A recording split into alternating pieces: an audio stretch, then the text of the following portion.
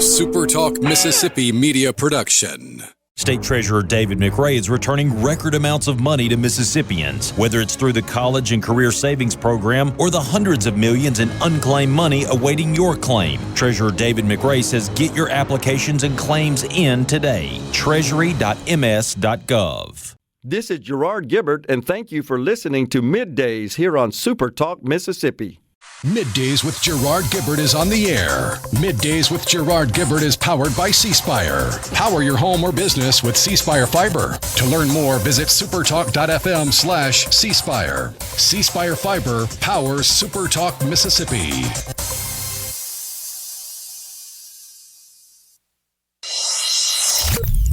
Get ready to go beyond the headlines and join a meaningful conversation with people from around the state. Hello. You're listening to MidDays with Gerard Gibert here on SuperTalk Mississippi.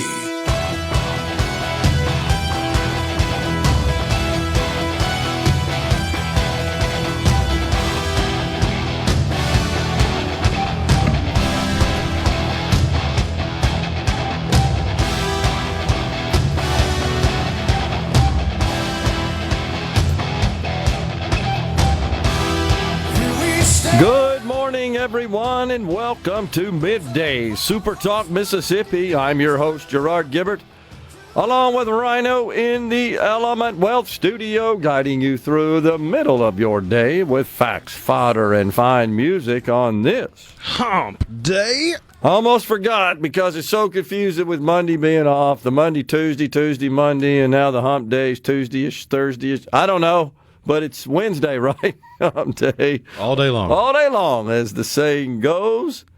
For at least another 13 hours and 52 some odd minutes. There you go. We got Christopher Green on the middays at 10:35. You know, he's the assistant director at the Chase Center for Civics, Culture, and Society at The Ohio State University.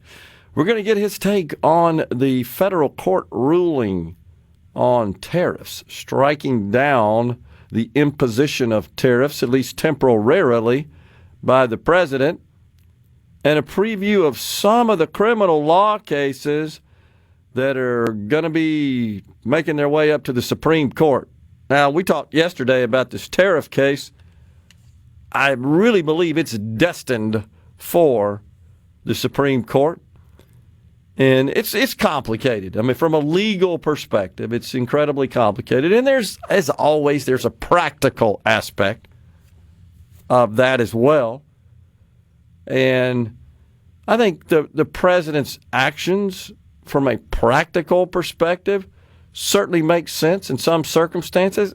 I got to tell you, though, I'm not real big on this, gee, we have this trade disparity, and we got to address that. And I think this is why. I think we're just way wealthier than all the countries that we trade with.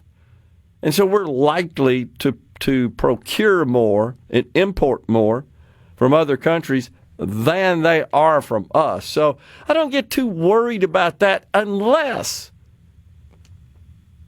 they're just not playing in good faith. And that is a problem. We do have a lot of trading partners that manipulate their currency, for example, China, which does boost the trade disparity and just facilitates unfairness in trading in general. So there are clearly problems there that I think need to be addressed. I think it's Australia that has real strict rules about importing American beef products, for example.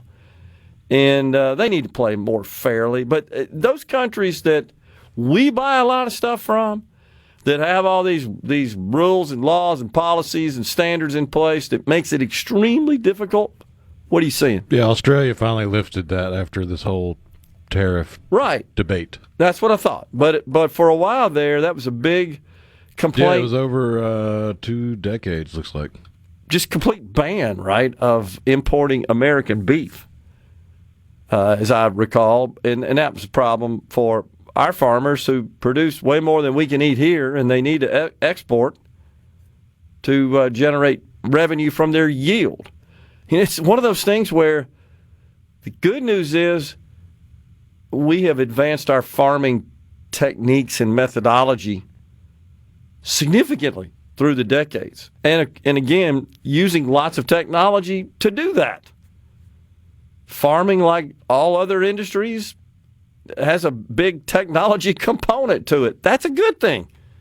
Folks invent these tools, like I've said before, and other people say, you know what, I could use those tools to create something, in this case, for farms. I mean, heck, John Deere is a technology company that happens to make tractors. But the downside of that is they're super productive. The American farmers are. And they produce a lot of yield, often without customers for it. And it drives the price down. And that makes the entire endeavor an economic risk, something we've talked about on the program many times. It was somewhat a panic situation. I know you recall early on in the session in 25, when I think we had the lieutenant governor in the studio talking about that, how farmers were really struggling to get loans. I think we spoke to our friend Gordon Fellows at the Bankers Association as well, echoing that many of these banks were hesitant to make these loans, which is critical for farmers during that planting season. They borrow money, many do, to put the crops in the ground, and then they wait till they harvest and sell their yield, and they pay those loans back.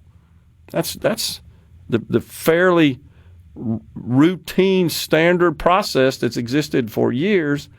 But when the farmers are presenting financial statements to the banks that make them nervous, and that's, I think, largely a result of they're unable to get the price they need to produce a reasonable profit because of it's the ultimate commodity, right, subject to the rules of supply and demand.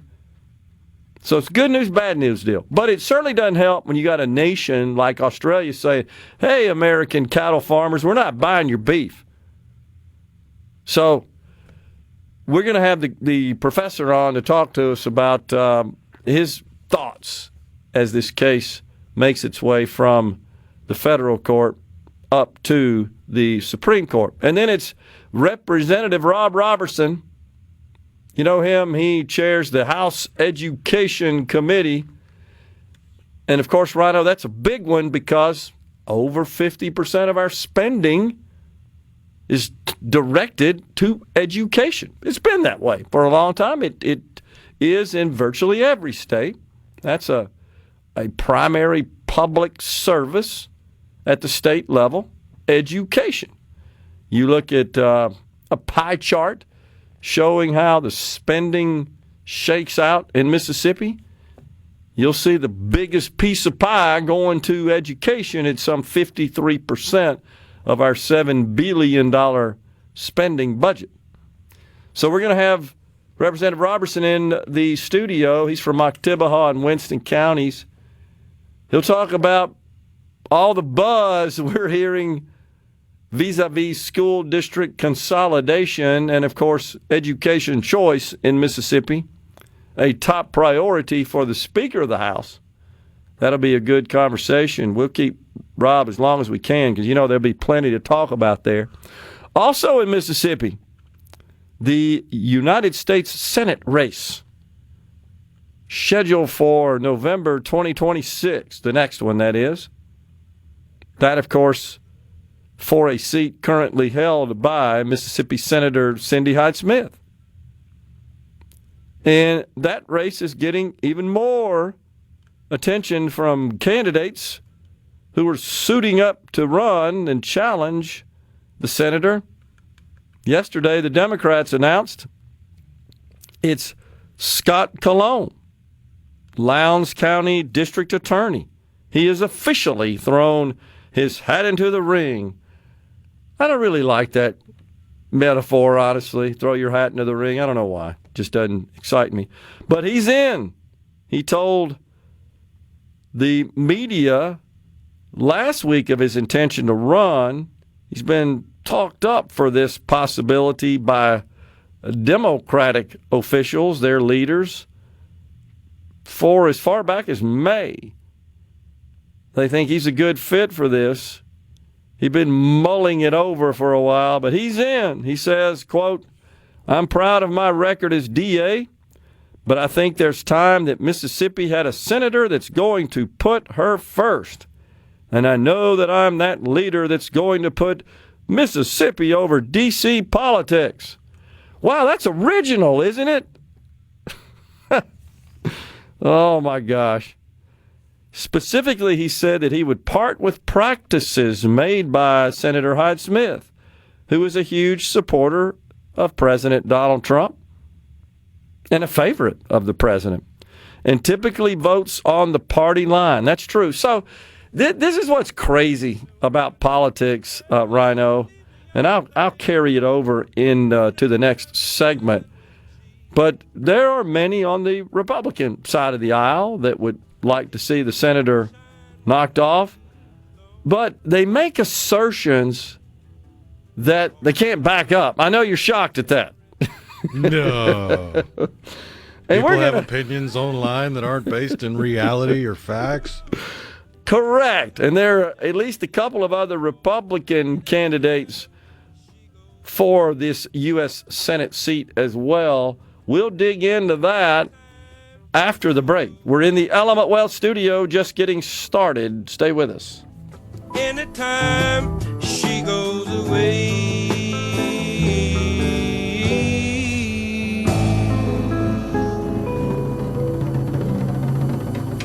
The One Box. This segment of Middays with Gerard Gibert is brought to you by Covington County Hospital in Collins, where your health matters. Gerard Gibert. He keeps his classified documents right where they belong. Inside a Journey record jacket from the 1980s. Gerard Gibert. SuperTalk, Mississippi.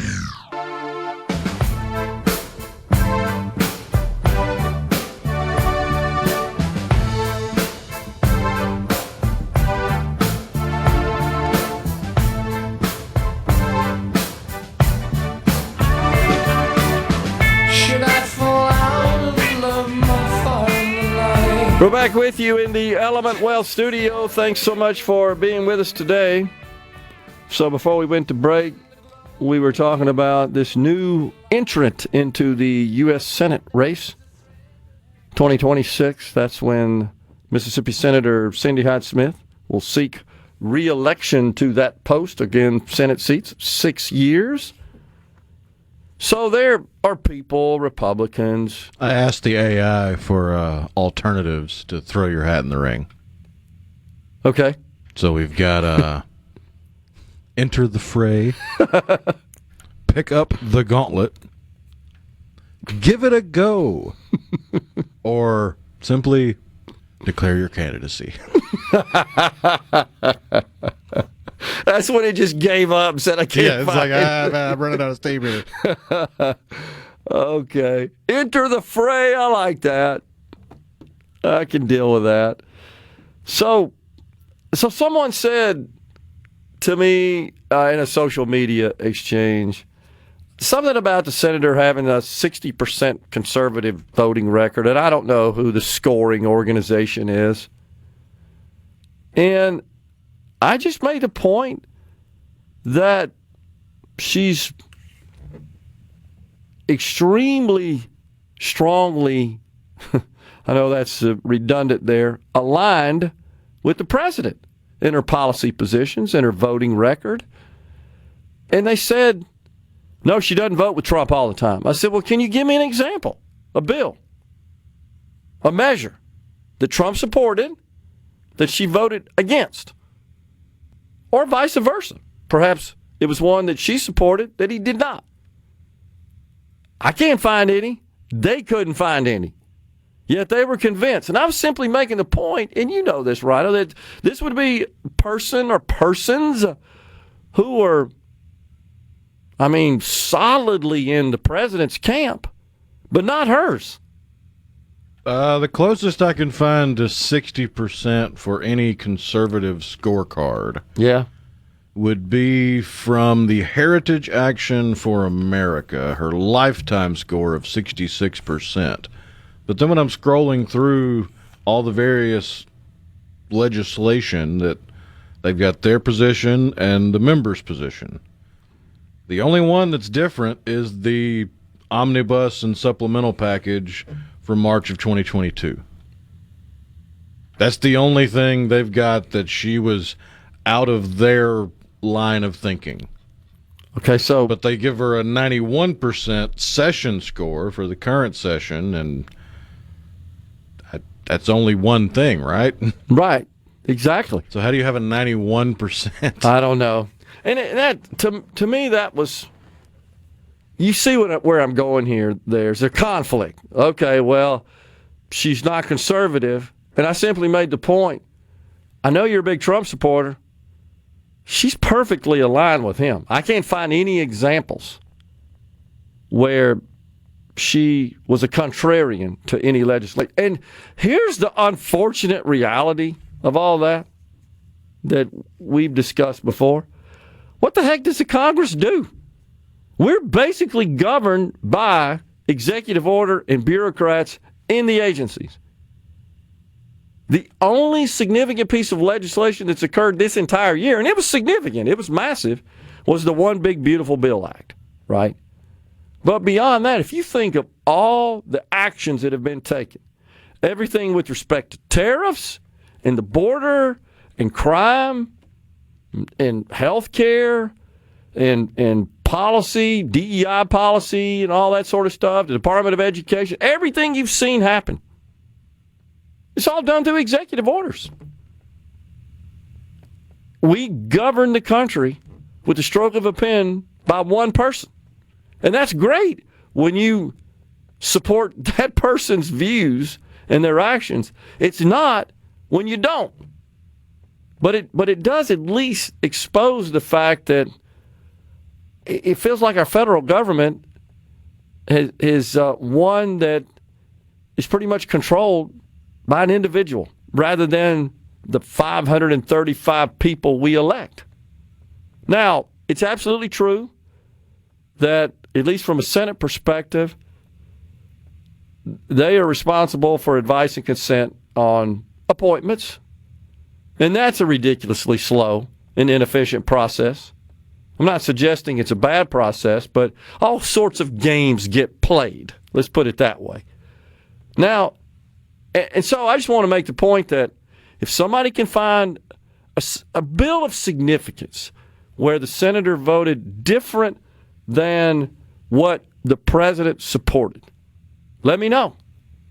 So to not support her from a policy perspective is to not support the president. That's the only point I'm trying to make there. So it feels like, though, people latch on to data like this. See, 60%, right?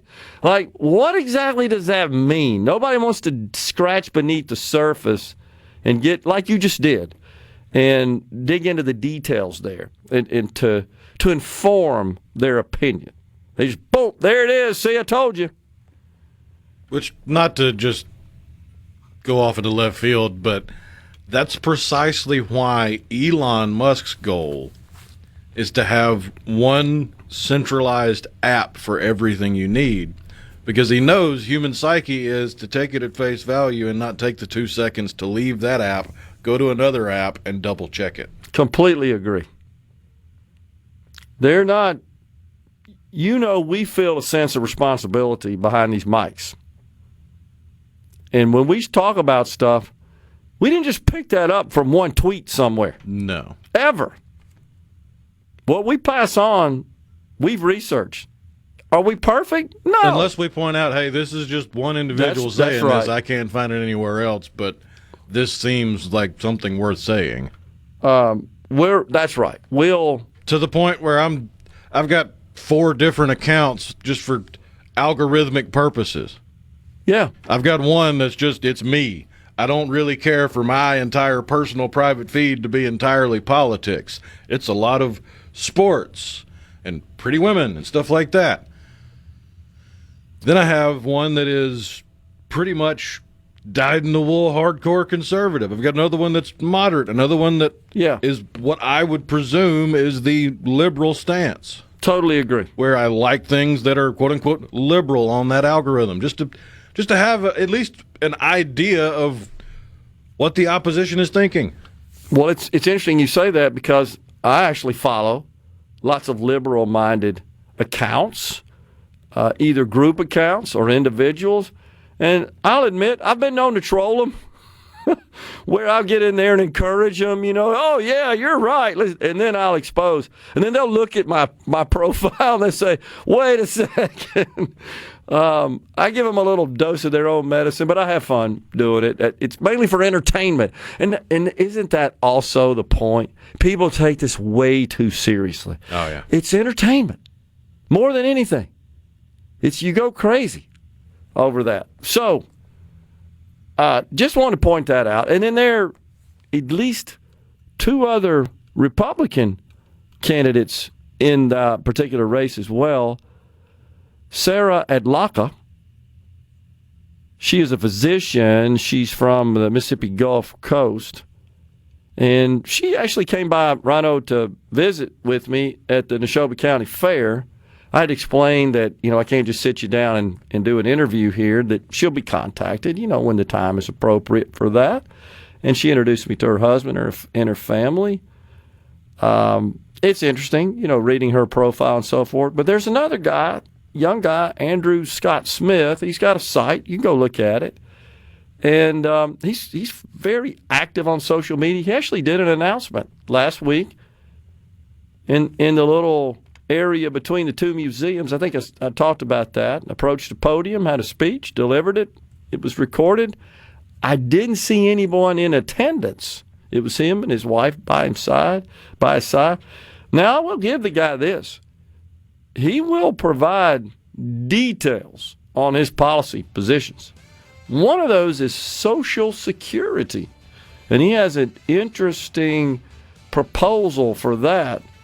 Don't want to get into it right now before the break. You'll have to stay tuned to hear it. But I do want to share it to engage a reaction from our audience to see what they think about it. By the way, go get your Powerball tickets. 1.3 billion. Yes, that's with a B. That's a big one. 1.3. Your odds of winning, 1 in 292 million. It's up to about 1.4 now because people are out there buying tickets, and that, of course, increases the prize value. Tonight, 9:59 p.m. Eastern Time, will we get a jackpot winner? We're coming right back with Professor Christopher Green. Stay with us.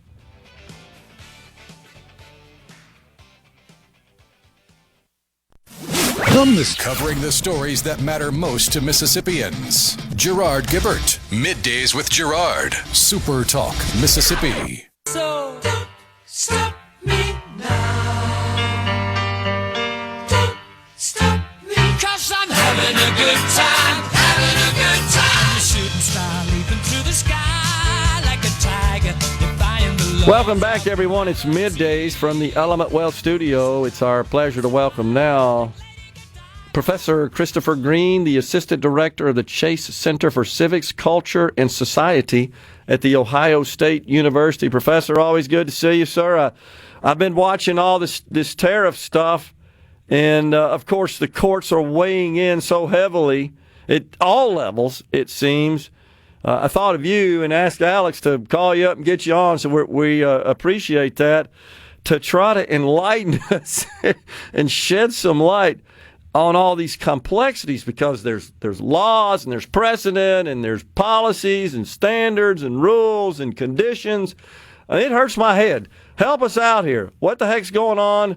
What's up with the federal court that ruled last week, right? In what was the ruling? 7-4? I can't remember the exact ruling. 7-4. 7-4. Yeah. Yeah. So this is kind of an unusual court. This is the Court of Appeals for the Federal Circuit, and they handle kind of when you sue the federal government for money. So the Court of Claims, or if you have things in the this thing called the Court of International Trade, The appeals go there. They mostly handle patent stuff. So they tend to have some really STEMmy people, but then they also have this stuff of huge significance for the way the federal government operates. So a lot of what they were fussing over was going back to Nixon and Congress being upset with what Nixon was doing in 1971 with the they keep talking about the NEA, but it's not the National Endowment for the Arts. It's the National Emergencies Act. And it's kind of wild just going back to, they just had all these, Nixon and lots of presidents said, well, I got to do this. It's an emergency. And he had a whole bunch of emergencies. So they went through, they actually had a 1.5-year study to see just how many emergencies had been declared. So anyway, they passed a new statute. So a lot of what they're fussing over in the decision about the tariffs is just exactly what the president can do under these various emergency statutes. Right. So there's a statute saying he can restrict trade. Does that mean just he can completely cut off trade? Or does that mean he can impose a tariff? And the president is enthusiastic for tariffs. And there's a bunch of questions about like what exactly did they do in the 70s. Courts had stepped in and said some things about what Nixon had done, and then there was a statute that was passed, and it sort of embodied some of what was in that earlier decision, and maybe not all of it. But then the open-endedness, I think, of what the president was doing, the fact that it really seemed to give carte blanche to restrict trade in whatever extent he wanted. That was clearly disturbing the court last week. It is clearly going to disturb a bunch of people on the U.S. Supreme Court. So, there's a provision saying it has to be renewed every year, these particular emergencies. Right. But he, there was nothing about necessarily the reasons for these tariffs that wouldn't necessarily apply in a year. They might not. Clearly we've had various kinds of trade deficits. We consume more from certain countries than we sell to them. But there's a question: is the president required to show some spike in it, something special about what happened Tuesday or something that justifies being all worried about Canada suddenly? Generally, so if we went hardcore and said the president can only really deal with emergencies, so stuff that's been around forever has to be done by Congress, there'd be a tougher question about that. But here we're just interpreting a statute that uses the term emergency. And it has to be unusual or exceptional. Is this the normal kind of trade deficit we have? Well, sort of. Well, things are always changing. It seems like what complicates this, though, Professor, is define emergency. That seems like that's extremely subjective, and I guess we're going to rely on the courts now, the Supreme Court, to say, yeah, a trade deficit is or is not an emergency. Yeah, and they could. One way they can do it, basically they could say the president is required to tell some kind of story about a change in why this was different from what it was a year ago. Okay. And they could say, once the president tells a story like that, they're not going to second guess whether that story is true. Obviously, in international relations, you have a lot of stuff that's secret, stuff that's suddenly happening.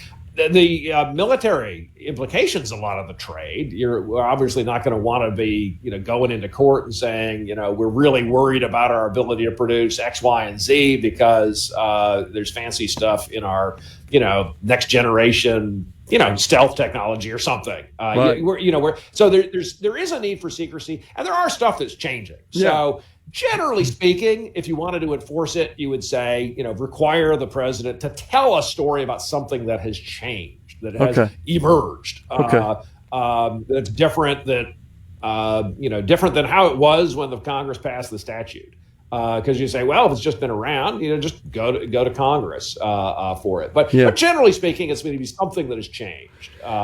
Whether it's a critical thing, the magnitude of things, I think there's no question the courts want to defer to the president about the size of those things. So we hear, like, oh my goodness, if we don't do this, New York is going to get nuked. And then always the question is, well, what about Newark? So, to the extent to which you've got to save X number of people, how many zeros have to be on this number? Yeah, exactly. The courts aren't going to want to second guess that. But just whether or not somebody has told a story of the right kind, that is the kind of thing they do with respect to the EPA, with respect to lots of agencies. The president is not subject to it generally, but they could have a kind of a Administrative Procedure Act-like requirement about telling a story. Okay, so the act that I hear referred to the most, Professor, is the IEEPA. They actually say IEPA in common language. The the International Emergency Economic Powers Act. And I think that's pretty old, and so that's what at least the administration contends they're relying on. And then I've also seen the plaintiffs say, hey, well, this is a tax. The president doesn't have the power to tax. And the administration says, well, this is temporary. Taxes are permanent, right? And that, which is also kind of part of what would authorize and satisfy the conditions for the president to impose these tariffs. Talk about that. Yeah, so it's a lot of the same kind of stuff we had, 13 years ago with all the Affordable Care Act stuff, where they have a requirement and they say, well, it's really a tax. Yeah. And there's a bunch of old cases where, like, Congress would tax illegal activity, and it's like, how can you tax, tax marijuana? Send somebody to jail for not paying the marijuana tax. Gambling is a huge example of that. Gambling. Yeah. And they say, well, we're allowed to tax stuff that's illegal. It's, you can tax something for the purpose of restricting it entirely. Okay. And you can, if you have enough flexibility that you see in the statute, you can impose something that makes you pay some money when you do something. Yeah. Which you think that's what a tax is. And the phrase temporary tax isn't a contradiction in terms. Yeah. So the mere fact that it's not permanent doesn't necessarily mean that. But the president can impose all kinds of conditions on people, and he can negotiate rates. That's part of why we have a president, is to be able to do these kinds of delicate negotiations without having to do it openly and at the pace that Congress can go. Right. So it looks a lot like a tax, and it functionally is, but the question is still, is that in the exclusive domain of Congress under Article 1, Section 8, Clause 1? There are big questions about whether a bunch of stuff that Congress is doing has to be exclusive, or whether that's a power that's shared with the president, whether the president can act in the absence of congressional action banning it, whether the president can go ahead and do that. There's a bunch of stuff in Article 1, Section 8 that the president can act if there's an emergency. Repelling sudden attacks is the kind of thing that coexists with the war power. Yeah. And this could be the same kind of analysis. But you could see it either way. I would say it's 7-4. There's clearly some pretty meaty arguments on either side. Statutory construction, Chief Justice Roberts has been willing to kind of twist statutes. With the taxing power from 2012, seeing a mandate to do something as a tax, especially now it's a tax with no actual tax to it. It's still seen as a tax. I would think if he feels like it's a good policy, just saying like, hey, Congress, if you want to authorize this kind of open-ended emergency stuff, you got to do it more clearly. We're up against a break, but if you can hang around, we can keep talking through a short segment. If you can hang around, you good? Sure, yeah. All right. I'll be back in a minute. All right, we got Christopher Green. Middays with Gerard. Good for America. Good for fans of justice and truth. Good for us. SuperTalk Mississippi.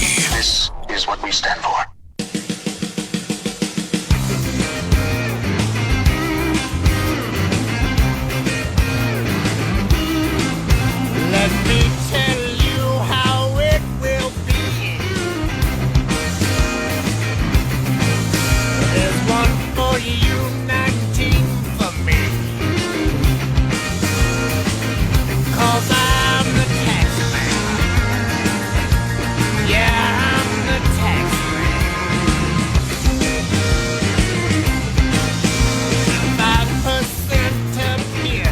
Welcome back, everyone. It's Middays.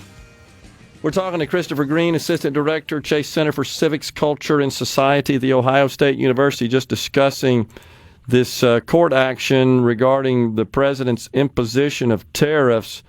And before we move on, Professor, it's temporary, right? It goes into effect, but they got like a month or so to sometime in the middle of October to kind of make the case. Isn't that what happened?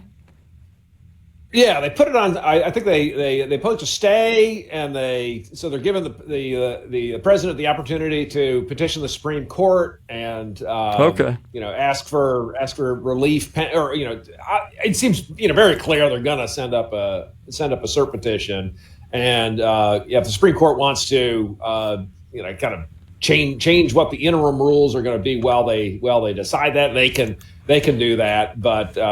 The intermediate court clearly trying not to be as jarring as it would otherwise be if we suddenly don't know who we're supposed to be following in terms of the tariff rates. Okay. And also the delay does give the president, if he wants to go back to Congress and get a more explicit negotiating authority, Congress can of course pass things in the interim. Yeah. Well, I just thought that was interesting that I guess they have some time to kind of sort it out and make their case.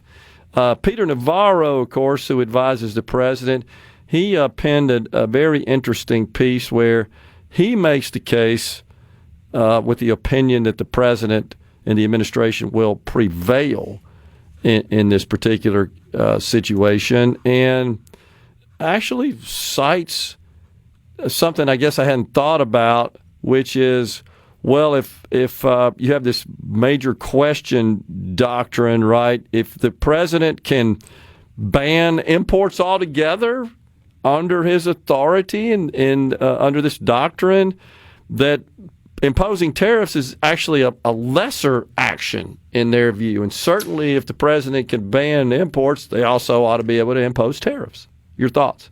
Yeah, that's one of the arguments from the dissent that I think has some considerable force. That so the idea is we've got this constitutional doctrine, or it's kind of the shadow of the Constitution, that we don't want to give the president too much power unless the statute really goes ahead and is explicit. And the statute that we're talking about is explicit that the president can completely cut off imports. Yeah. And it would be a little weird to say that because we're worried about giving the president authority to do big dramatic things, we don't want to interpret that greater power to include the power to make exceptions. Right. So to allow stuff in only if you pay a certain amount of money. So the general vibe of giving the president flexibility and interpreting the delegation reasonably so that it doesn't make the president have to do big dramatic things is a little at odds with the particular interpretation that the majority is going with.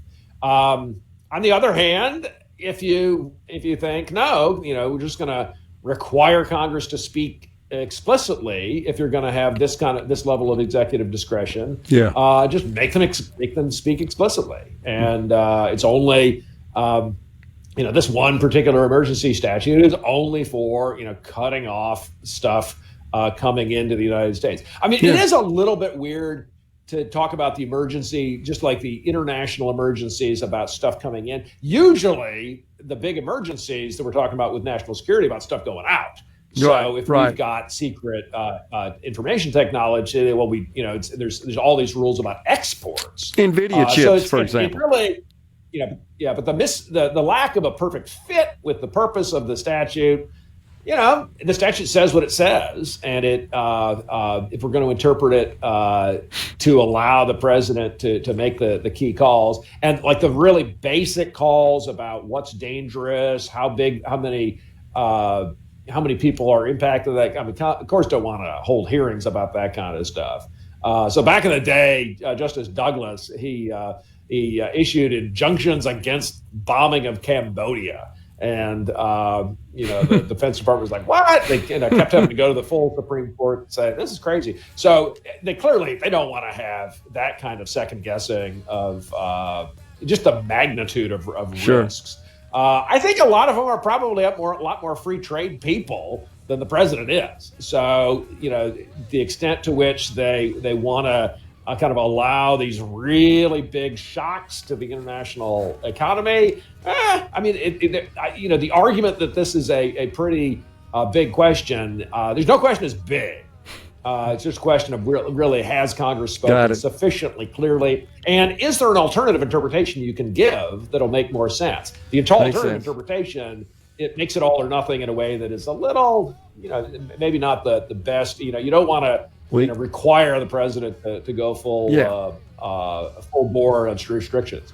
We got to go, but always appreciate your insights and your analysis. We'll talk to you soon. Christopher Green from the Ohio State University. Appreciate it. Of Middays with Gerard Gibert is brought to you by the Mississippi Business Journal. Visit msbusinessjournal.com. Scott Coopwood, publisher and president. Get ready to go beyond the headlines and join a meaningful conversation with people from around the state. Hello? You're listening to Middays with Gerard Gibert here on SuperTalk Mississippi.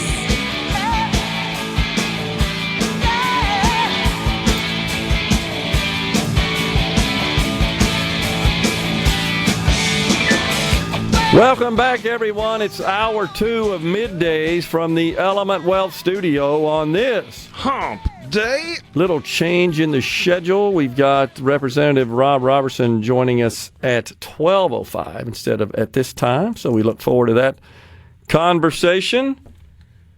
On the C-Spire text line, Dave says, this is something we were talking about earlier with respect to tariffs and the trade disparity issue that is that the president focuses on and others do as well. Australia, and you looked it up, has lifted the ban that was in place for many years. Yeah, in late July. On American beef being imported into the land down under. And from what I could tell, their reasoning was because we didn't track cattle from Canada and Mexico. That's weak. That's lame. It's really weak and lame. So, but on the C-Spire text line, Dave says, I've actually had Australian beef. It is nowhere near as good as what we produce here. And I've heard that numerous times as well. There are very few places around the world that can produce beef at the quality and the quantity we can. Well, nobody can really produce it at the quantity we can and guarantee the quality we can. Yes, that's absolutely right. So, what that means is that our friends in Australia are missing out on enjoying American beef. Well, they were. They were. No longer. So you'd have to say that the president's actions were certainly, this is a situation where they had a very positive effect.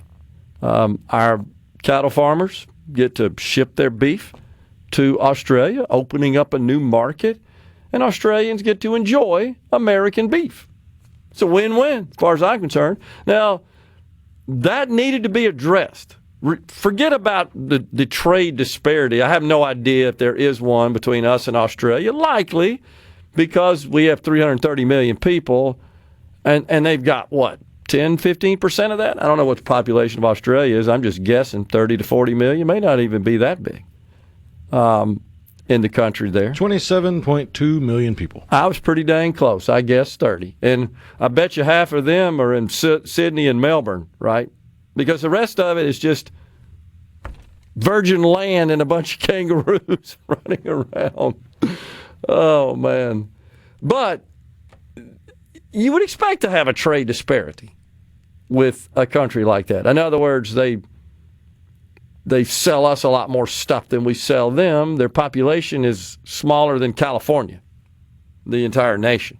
So that technically doesn't bother me that much. What bothers me is when they put dumb rules and policies in place that say, we're not going to take your beef to protect Australian cattle farmers. Essentially what they're doing.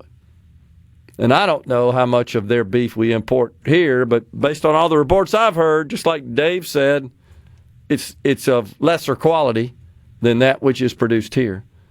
So I wouldn't think it'd be very sellable in the United States, unless you're selling it for a lower price and you're, I guess, promoting it as lower price, lower quality.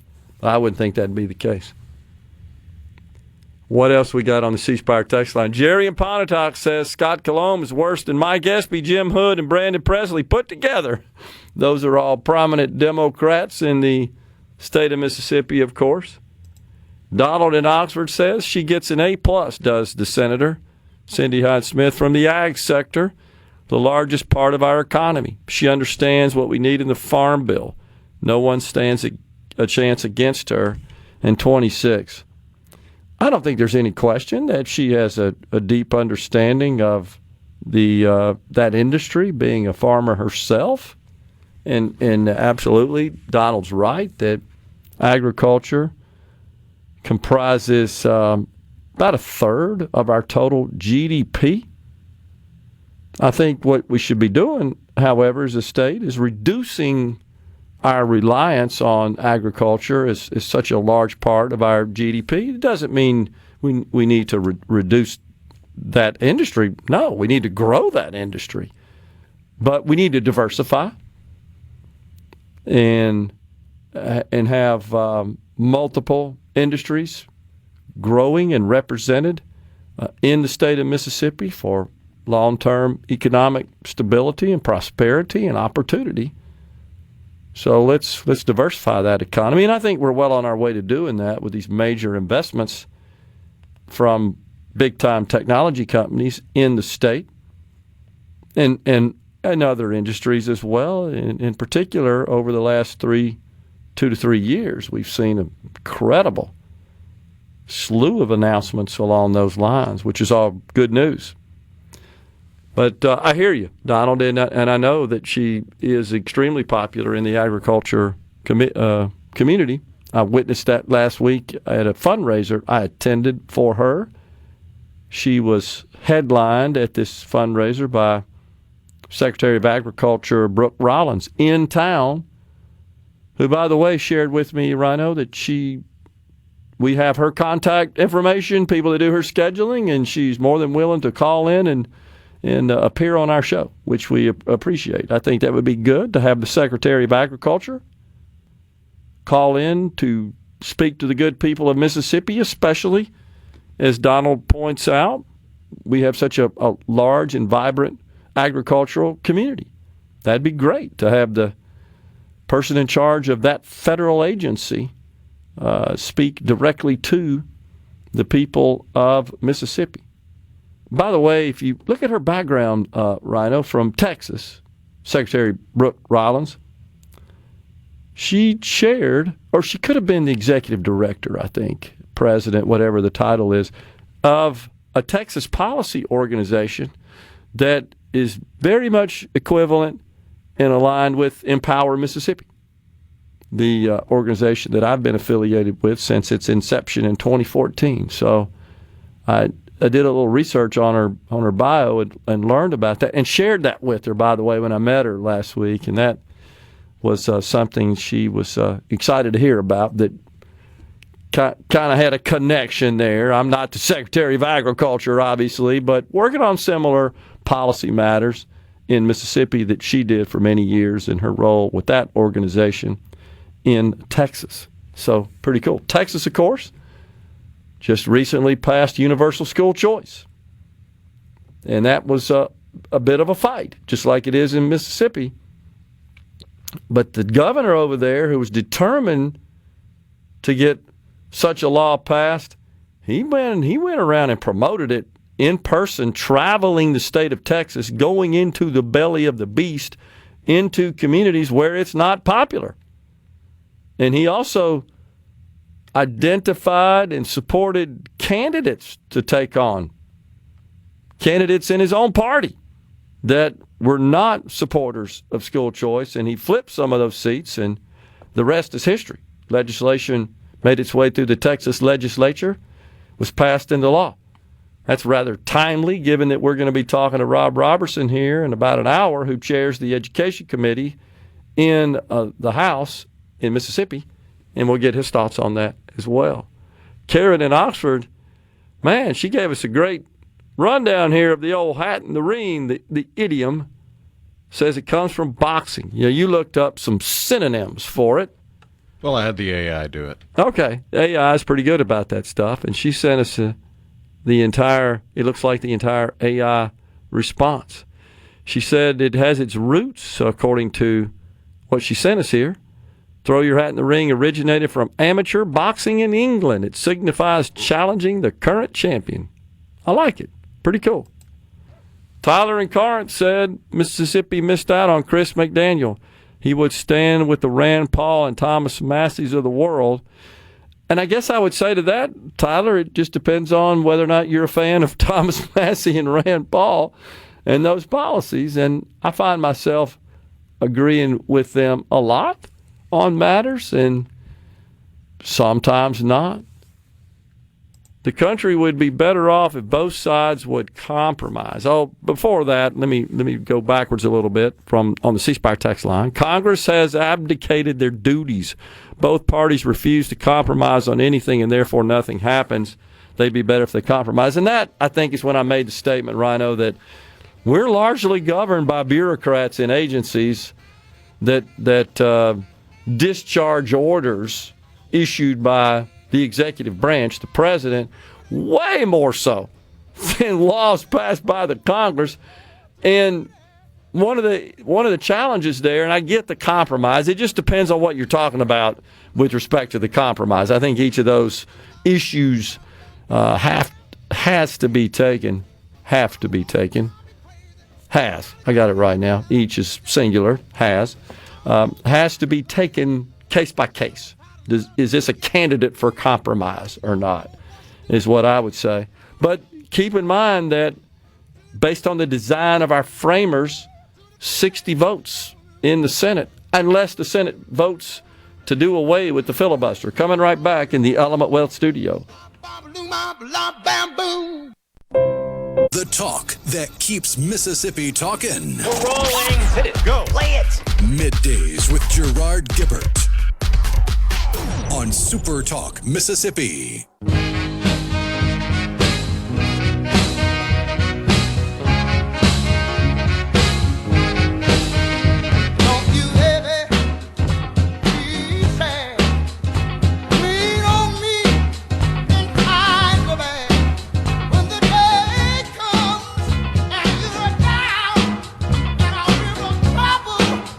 We're back with you in the Element Wealth Studio. So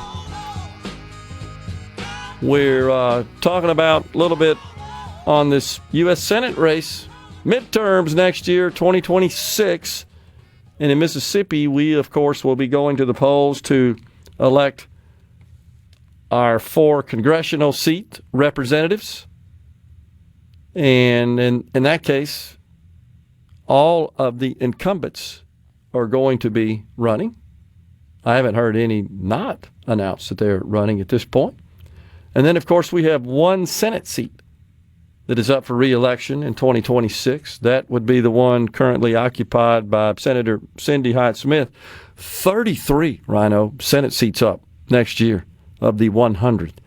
That's a lot. So this is going to be a big-time midterm election. Seems like of late it's always been like 15, 18, teens sort of number of Senate seats, maybe into the 20s. But 33, a third of the Senate up for re-election? Check me out on that. Isn't that par for the course, though? I don't know. That sounds a little high to me for some reason. You could be right. Of course, on the 6-year cycle, it may have some differences in there. But, yeah, check that out. That's it. That's interesting. Yeah, if we had, this is Paul Meridian, if we had real representation in Washington with 48 out of 50 states having some form of legal marijuana, the federal government at least should, I guess he means decriminalize it and leave it up to the individual states to pass their own laws. There's a move to do that, Paul. Yeah, every 2 years, 1/3 of the Senate's up for re-election. Okay, well, I don't know why it just seemed different this particular round. You know what I'm thinking about more nuanced the number that are contested. Yeah. And those that are held by the various parties, because a lot of times it's kind of a snoozer. I mean, you already know, right? Now, we have had Joni Ernst in Iowa. The Republican says she's not running for the U.S. Senate. There's lots of buzz about Marsha Blackburn running for governor in Rocky Top, Tennessee.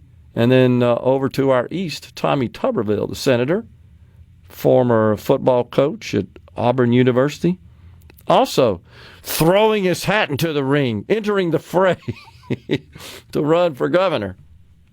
So those would be among the contested seats. I think they're safe, honestly, in Republican hands. And Nadler's not running. Nadler, I'm going to miss old Jerry Nadler. He, of course, in the House from New York. What a piece of work that guy is. And I'm saying that very nicely, very diplomatically. I don't know, Paul, if it's 48 of 50 states have either legalized marijuana for medicinal or recreational purposes. I want to say it's like about 30, right, that are medicinal, Rhino, and maybe half that are recreational now. Last I checked, what are you seeing there? It's kind of in that range. So I don't know if it's 48. You may be right, though, Paul. There may be some overlap there. It's 43 that have some form of more than marijuana product legalized. There are 9 of those that are CBD oil only, though. Okay. Well, yeah, I don't know that I would necessarily consider that some form of legalization of the drug. But I hear you, Paul. I mean, and you could make that same case for a lot of other issues as well, right? That should be reserved to the states. It's been decriminalized in most states. Yes, but not at the federal level, right? Correct. We're trying to move it off of the schedule to such that it wouldn't be a federal crime. But let's be honest, when's the last time anybody got prosecuted for possession of it? Or when was it at the FPS federal Russia level? got arrested? There was a YouTuber that was famous for putting on a fake Russian accent and showing off his gun collection. That's right. He got popped for having hashish. Okay. And lost all of his guns, but I don't remember when that was. Okay. Gotcha. But, I mean, it's not like every day you're seeing federal arrests, right, for that's marijuana. Been 12 years ago now. No. Longer than that. There you go. And this is something you and I talked about a lot with respect to purchase. 8 years ago. I can't do math. It's still a long time ago. Purchase of a firearm, right? And when you fill out the paperwork and the way you answer those questions with respect to drug use. Because I guess if you say, yeah, I use illegal drugs, then you're not getting a gun, sell, right? Yeah, okay. So I'm quite sure there are a lot of people. I think the language on the form has changed slightly in recent memory, but yeah, it's still, if you're a habitual user, you cannot legally purchase a firearm. Okay. There you go. Let's see here. The only beef I've had that came close to America is actually Canada. I've heard that as well. I have worked with Scott Cologne before. We were talking about him earlier. He's now entered the fray as a candidate for U.S. Senate 2026 in Mississippi, a Democrat. Currently is a district attorney. And let's see. This person says, I've worked with Scott Cologne before. He's all about Scott. The people of Mississippi would come second. Interesting. Now, it is fair to say, we should point out that Senator Cindy Hyde-Smith blocked him from being appointed to the federal judiciary. That was in 2022. And I had a friend that texted me, of course, reminding of the process that is referred to as, and it's blue slipping. So essentially that just means, hey, if you've got someone up for such a federal judgeship appointment, generally speaking, and your party's in control, generally speaking, you it doesn't have to necessarily be your party in control, but the senator from the state that they represent where this individual resides and would be appointed to the bench can maybe kind of slip a note. That's where they get the blue slip moniker from, to the person on the Judiciary Committee, someone at a high level in the Senate dealing with the nomination, the appointment, say, nope, I don't want this person. And they will yield to that often. It's called blue slipping. So, yeah, you could say that he's got a little special motivation because the person he's now opposing for the Senate seat, effectively blocked him from rising to the federal bench. And there's some people you've seen, Rhino, that have kind of adopted, Scott Colomb for whatever, federal judge, and all their social media stuff that go kind of crazy about that. Now, I also heard from when the senator spoke. You mean the kind of people that I said yesterday make their entire personality politics? Correct. See, exactly, those kind. So the senator said that she's concerned about his opposition to legislation to protect female athletes, and that George Soros donated to his campaign. And so I'm just going to say again that the Democrats can't seem to stop this leaning into these issues, which are wildly unpopular. They don't even have the majority of their own dang party that support this transgender nonsense, this allowing males to compete against females in sports. By the way, I saw the city of Denver in the school district. They've defied the orders, and they're going out of their way to change the bathrooms up and stuff. They're like multi-sex bathrooms in a high school. Am I the only person that thinks that's nuts, insane, crazy? High schoolers? No. 80% of the population thinks that's crazy. Okay. Well, they're doubling down on it, as the saying goes, and they're just thumbing their nose up at the federal policy enacted through executive order. And that's because the prior president did the opposite, right? It's incredible. Colorado's also losing their mind because they're losing Space Force. Oh, yeah. That's going to Huntsville. The president announced that yesterday. Rocket City, USA. Huntsville, Alabama, already home to lots of facilities and lots of technology and operations dealing with space, right? Oh, yeah. I know we had customers up there, some sophisticated companies. I can't even remember the names of them. They're kind of obscure names, but you go in there like, these guys are doing a lot of stuff. And they, of course, gobble up technology, as you can imagine. If I'm not mistaken, that's where Werner von Braun settled. That seems like it. Yeah, exactly right. A pivotal individual in the space program and the development thereof. Got away from Germany and said, yeah, I ain't doing this for the Nazis, essentially, and came our way and contributed his magnificent brain to the effort there. Built the Saturn V rocket that took us to the moon. Unbelievable. Coming right back in the Element Well studio. Okay, is everybody ready? I'm ready. Ready here. Middays with Gerard Gibert on SuperTalk, Mississippi.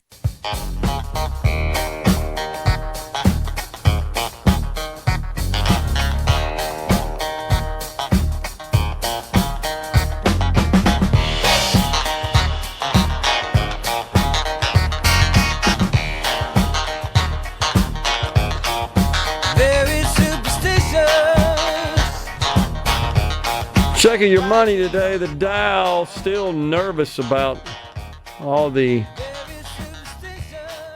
uncertainty surrounding tariffs. There's also the possibility that if the administration should lose in court and the plaintiffs prevail, that the federal government would have to refund the tariffs paid by American companies, because remember, that's who remits payment to the Treasury for tariffs imposed. It's American importers, and the federal government would have to refund all that money.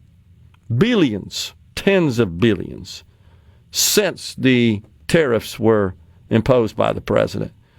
So that's got the markets all nervous. The Dow down 185.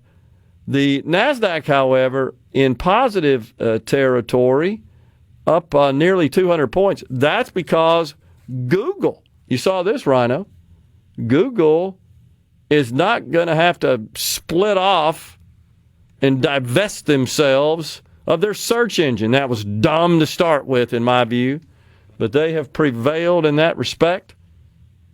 And so the market likes that. It gave it a little boost, and that generally pulls all the other related stocks. In this case, the tech stocks that you find on the NASDAQ. So the NASDAQ's in good shape. It's up.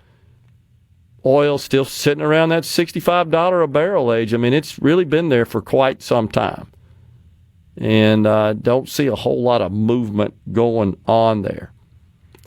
The question about the blue slip that one of my friends asked in a private message, Rhino, is if Scott Colomb should become the Mississippi senator, would he engage in the blue slip practice that's been around for a while, where he would slide a note essentially to a Senate colleague whenever there was an appointment being considered for the federal bench for a person in the state of Mississippi?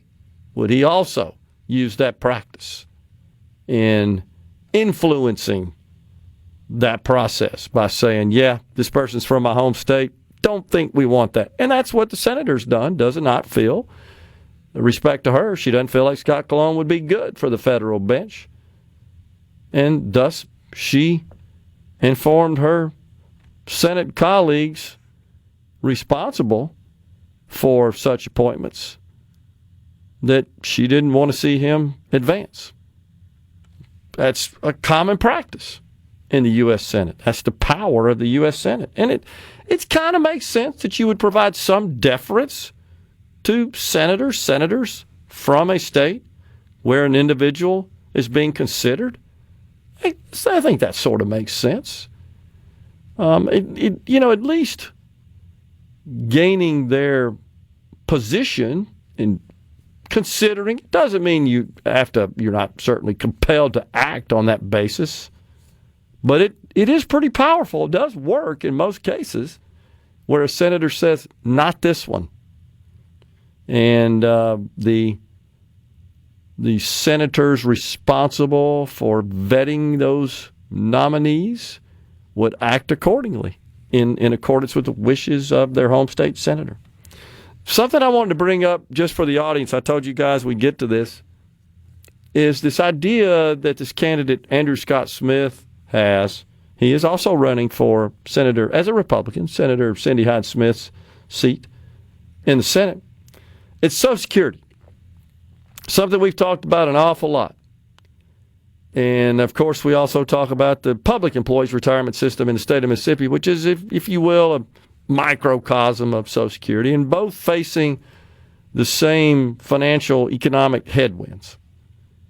And what he'd like to do is phase out the program altogether. And to do so, he wants to scrap the cap, which is exactly what Bernie Sanders, Chuck Schumer, Liz Warren, AOC, all of the progressive Democrats want to do, if not all Democrats in the Congress. That simply means that from a wage earner perspective, you're paying in the rate of, I believe it's 6.2 or 6.5% on both sides, the employee, employer, Social Security, taxes, if you will. Also known as payroll taxes, Social Security, Medicare. But the Social Security portion, you pay, I think it's 6.2. Your employer pays 6.2. Well, your contributions stop on an annual basis once you hit a certain level of income. I think the present threshold is $176,000. Yeah, that's right. Yeah. And is it 6.2 or 6.5? 6.2. 6.2. Okay. So total 12.4% between you and your employer. Well, right now, once you hit $176,000 in the year, you stop paying into Social Security, and so does your employer. And what scrapping the cap simply means is you would continue to pay. There are a lot of people that make more than $176,000 a year in this country. You would continue to pay. Now, you would not be eligible for any more benefits when you get ready to draw out Social Security retirement payments. You're still limited. You're capped. That's the way the law works now. But you will have paid in a whole lot more. Effectively, what you're doing is, these high earners, you're funding the retirement benefits for everybody else by paying in a whole lot more, but not getting any credit for that. Paying in more when you get ready to retire, there's a cap. There's a maximum amount. It's right under $5,000, I think, Rhino, a month right now, Social Security benefits. That's it. So it doesn't matter how much you pay in, the maximum you get out is, I think it's just under $5,000.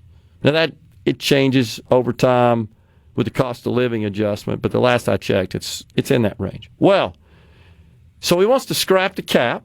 Now that's policy that Bernie Sanders, Chuck Schumer, Democrats, in fact, bills have been introduced to do just that.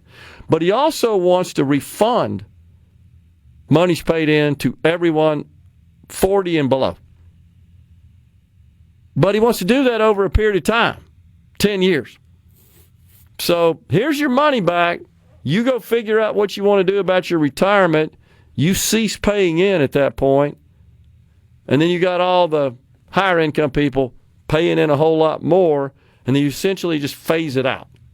As those people under 40, as they advance through, Social Security won't be available to them. Everybody over 40 is going to retire, get their Social Security benefits, die, and there won't be anybody to pay benefits to because the program will have been phased out. Now, I can't make the math work on that, just so you'll know. I've done it. But I think it would be problematic if I told you, for example, at your age, hey, I'm going to give you back everything you paid into Social Security over 10 years. It would be difficult for you to invest that amount of money over 10 years to build up a retirement nest egg the way it would if you got it in a shorter period of time or in a lump sum. You see what I'm saying there? I'm not sure that would be popular, the spreading it out. But if you don't do that, well, you don't have enough money. And still, I can't make the math work no matter what. If you pulled in all the income above that 176, you still have a big old financial problem. It really doesn't work. But it's an idea. And now, it's certainly a lot of people at the younger ages who feel, and I think you've even expressed this before, I never will see Social Security. I'm just kind of resolved to that issue and that reality. But you'd like to have control of your money, that money you're paying into Social Security, that you could control and create your own retirement benefits, if you will. Lots of options there, like a private plan. The difference is, of course, depends on how long you live, right? After you start drawing out, in the plan you would invest in yourself, whatever's in it is all you're ever going to get when you get out and retire, get out of work and retire and start drawing. Whereas in Social Security, no, this is your benefit. And by the way, you're going to get that until you die. And the other thing to keep in mind is there is no account set aside that's got your name on it. This is a myth that I think is widely misunderstood. There's this perception people have, yeah, I'm paying in, and they got my money set aside over there. No, as soon as you pay it in, it goes out to the people that are getting benefits today. By the way, PERS works the same way. That's just the structure, the model of these defined benefit plans, Social Security being the biggest in the country, if not the world, honestly, is that the money comes in from payroll deductions, and it goes straight out the door to pay benefits. It's a pay-as-you-go system. They're not like storing your money up somewhere. Oh, you're getting out, here's your money. Doesn't work that way. So I believe we'd actually end up borrowing money. This is crazy. To pay back everybody who's under 40, to give them their contributions back. And it still wouldn't solve the insolvency problem of the program.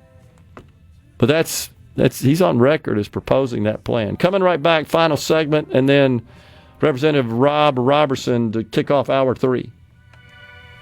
Polly up a miss. It's so awesome! Middays with Gerard Gibert Come on! Let's get on with the show! on SuperTalk Mississippi.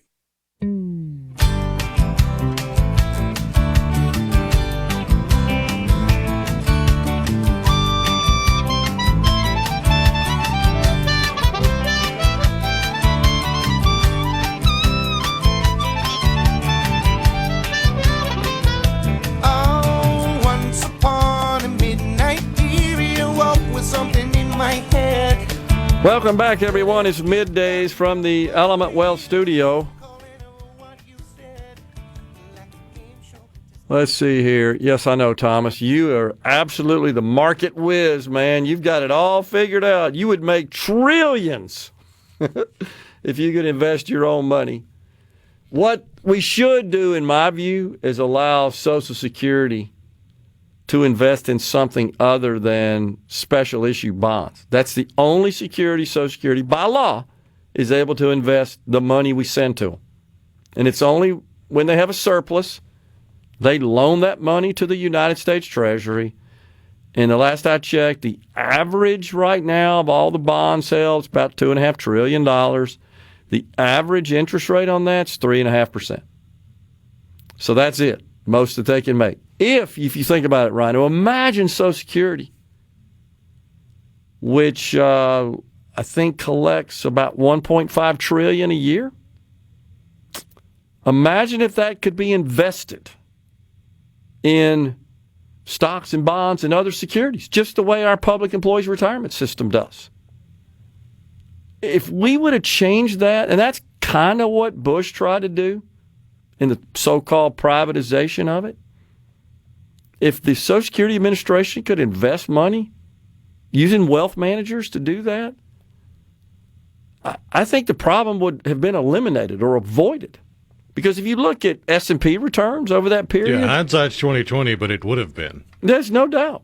But no, we don't do that. Now, is there a risk associated with that? Absolutely. There is. But I think, look, we know enough now when you manage that kind of money to balance, obviously, returns with risk. That has become a fairly precise science, which is why these wealth managers are so good. And you know what made it possible? It's all this technology we have that can make those decisions and consume all the data at warp speed and act. That's what is a big contributor to our wealth. It's the underlying technology. It's not brokers watching 15 screens. Okay, wait a second, one of them. Literally, it's the way it used to happen. It's how Bloomberg, by the way, made his fortune. He invented that system. It's called the Bloomberg. It's what they used to call them, Bloomberg terminals. And they'd be in the stockbrokers' offices. Have you seen a stockbroker lately? No, they're wealth managers. Used to be you'd have to call a stockbroker. And I'm just kind of reminiscing and thinking through, again, how technology has advanced us in that realm. Now, for nothing, you can trade almost any security. For nothing. Online in the palm of your hand, instantly. That has contributed greatly to the wealth that we have produced here. Kevin in Monticello says it should be fair to pay in all income, but also remove the cap on the amount you get back. That's fair both ways. Well, Kevin, that doesn't solve the problem. The math, it's, what is it called there, Rhino? The commutative property of multiplication. I think that's one of them. So if you multiply both sides by the same figure, which is essentially what you're doing here, you're not really changing the equation. Or it could be an inequality. But in this case, it's an equation. So it is true that it would help, but it doesn't solve the problem. It would extend the life of the system a couple of decades if we got rid of the cap but kept the benefits capped. If you uncap the benefits and just remove that and also you paid more in, you're just creating the same problem at a bigger level is all you're doing. So unfortunately, that doesn't work. Somebody said, I just got a mass message from Scott Coloma as you're talking about it. That's interesting. Government can't pick winners. State governments make choices and decisions on investing every day. What's different about that? It's a serious question, and I understand the concern. You're saying, well, man, that would mean Social Security would have this big pot of money that it would invest in the private sector, private companies, private securities. And yeah, that could be construed as government picking losers and winners. But you know what the most widely, or the biggest position, I should say, that the Public Employees Retirement System of Mississippi has is Microsoft. Last I checked. Now, it's been a few months. But if the Public Employees Retirement System in Mississippi were limited to only investing in, let's say, U.S. Treasury bonds, bills, and notes, the Public Employees Retirement System benefits, and nobody's thought this through like this, Rhino, would be half of what they are, or less, right? Because you look at the returns that we're producing on those investments in private securities. Imagine if that converted to just zero risk, low risk, no picking winners and losers U.S. Treasury securities. Folks in PERS would see their checks go down by half or more. I think it's what Social Security ought to do. We're coming right back after Fox News and SuperTalk News with Representative Rob Roberson. Stay with us.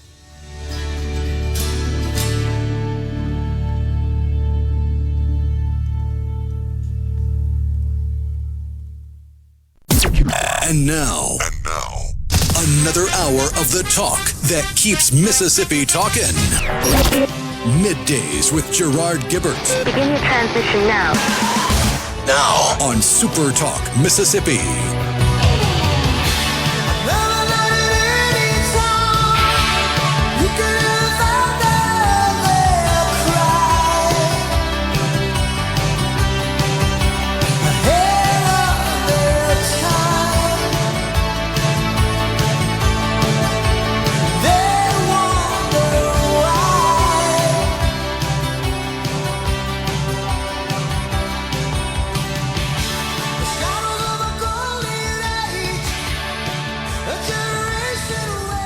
Welcome back, everyone. It's Middays, Hour 3, the afternoon portion of the program from the Element Wealth Studio on this Hump Day. It's our pleasure to welcome now Representative Rob Roberson. He represents District 43, which incorporates Oktibbeha and Winston counties.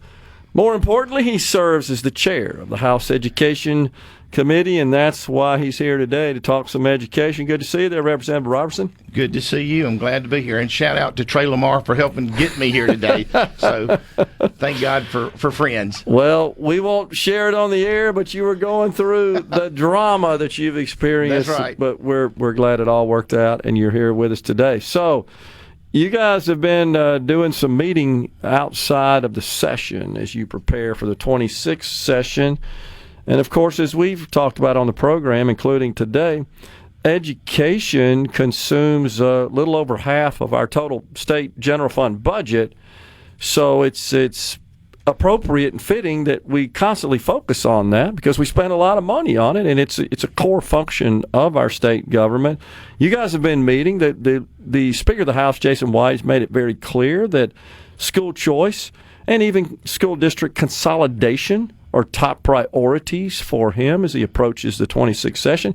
Created a task force, right, in between the sessions to study the matter and make some recommendations. That's what you guys have been doing. That's it. Right now, we do not, let me be very clear, we do not have a bill. We're just trying to gather as much information as we can. We had two really good speakers that came down and spoke to us. Dr. Burke was very much the champion for school choice and has pushed that over the years and brought a lot of good information to us. Now, what may work in Mississippi may not work in Arkansas or some of the other states that are surrounding us, and vice versa. Yeah. We're going to try to figure this out and dig into it, make sure that the product that we get is the best product that we can bring to our families here in our state. One of the things that I want to make clear, though, is these first two speakers were pro doing some type of school choice or even a universal school choice. The next two speakers that we have are going to be folks that are not necessarily for that. So we're going to have a balanced approach to try to figure out what we're doing. The bottom line is, though, we've got over 30 states that have already done some type of school choice or universal school choice. So the wave is coming, and we need to be aware of how we approach this. And within this, you can't talk about school choice and school issues without having that consolidation conversation as well. We have way more school districts than a lot of states that are twice our size. We have got to do a better job of administering and making sure that the money is getting down to our teachers and making sure that our students are actually being educated the way we expect them to be. Yeah. So we got 15, 16, somewhere in that range of states that now have enacted universal school choice, I believe. Right. And that, of course, we're being surrounded, as you know, by states. The speaker points that out, as do you, as well, by states that have just recently enacted such legislation. Texas, Alabama, Arkansas. One of the first things Governor Sarah Huckabee Sanders did, I mean, big-time champion, said it was a top priority, got it done shortly after she was elected, Tennessee. So they're all joining in on this movement, Iowa, Arizona, Florida, other states which have robust school choice, universal school choice programs. It is a controversial issue, to say the least, here in Mississippi, and there's even some, I think, contention among Republicans in our legislature. I think that's fair. Here's the thing that and even in my own head and heart, I've had to get my head wrapped around, what does this mean? What does it look like? How are we going to move forward? And I'll tell you what got me to the point of realizing that we needed to look at this and we needed to strongly push in a direction for our kids, for our parents. And if we were starting over, let's assume that we had no school, public school system in our state, and we were starting completely over, would we put a system together that basically said, parents, you have no choice as to where your kids go? That's where we are today. Yeah, that's where we landed, and I don't think that was a concerted effort to eliminate that. But I do believe that at some point here we're going to have to rectify that and put us on a track that makes a lot more sense. I heard someone talk the other day that said the biggest problem that we have in our education system here in Mississippi, and I would argue that this is nationwide, is that we have too few teachers. Well, this gentleman, I think he was well intended in what he was saying, and I don't disagree with him. We do need more teachers, but that to me is a symptom of the problem, not the problem. The problem that we've got in terms of dealing with getting more teachers in this area is, and I've heard this from different teachers. I'm certainly not going to say any names, but I've heard this from teachers that the behavioral issues inside the classroom are so bad that a lot of your teachers are just waiting to retire. They don't want to be in that classroom anymore, and you've got I think I had a teacher the other day tell me that she'd been kicked, she'd been slapped, she'd been cussed, and those are ridiculous things that we should not put up with in our school system, and that comes down to a lack of parenting in a lot of ways. No doubt. Yeah, my daughter, I can attest to this, what you're talking about, was a teacher for 8 years, and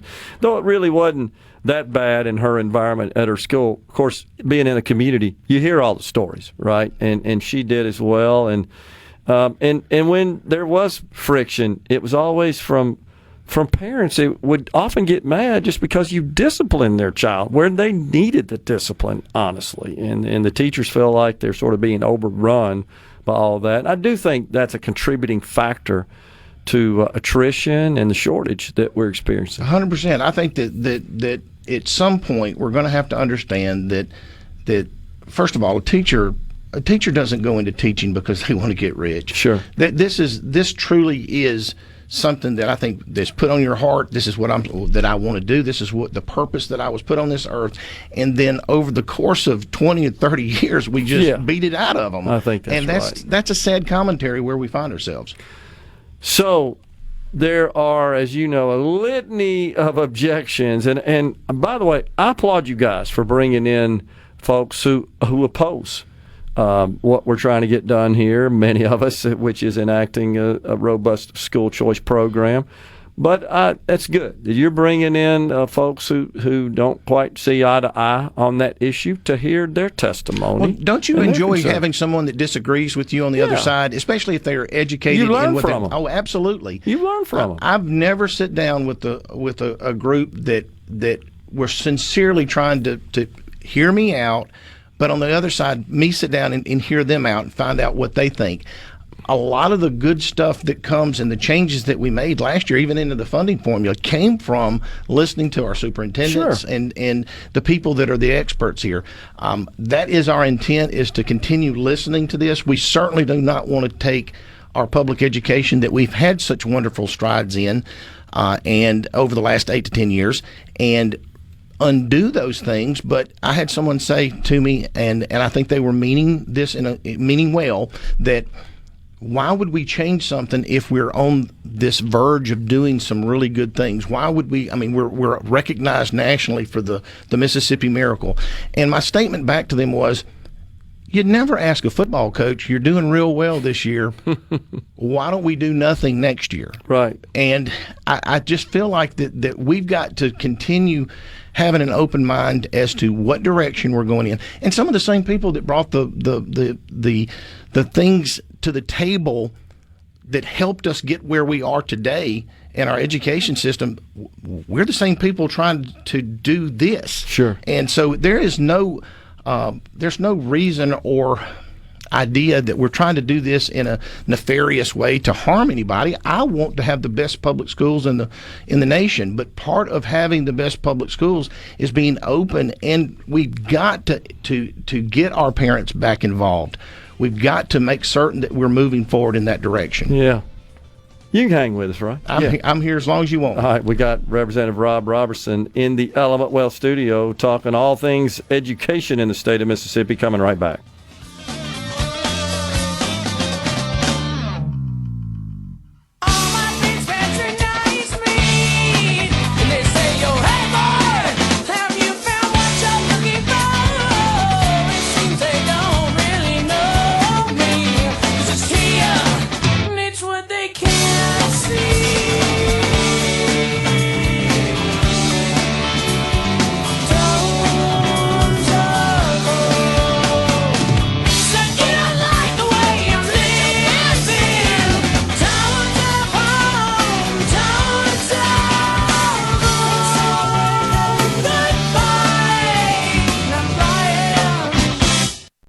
$10,000. Check it out. Let's do this. The talk that keeps Mississippi talking. Middays with Gerard Gibert. Let's get on with it. On SuperTalk Mississippi.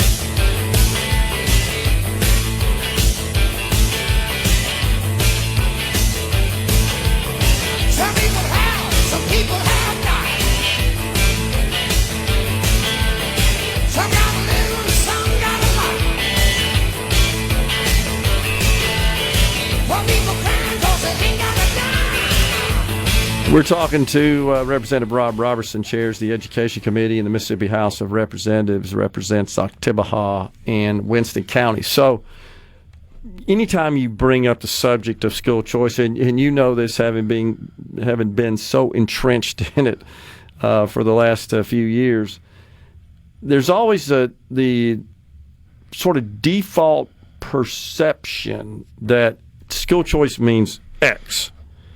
And the reality is, it can be what any anything you guys can agree to that we could send to the governor. So now there's some tenets of it that are widely expected as school choice, and there are different levels of it, from basic open enrollment, public to public transfer, allowing a student to attend any public school without being restricted to the one that serves their residential address, all the way up through universal school choice and anything in between. Universal simply means if you got a child that's of the K through 12 age, we're going to allow you to direct the state portion, and it doesn't have to be all of it. You guys could make that be whatever you want.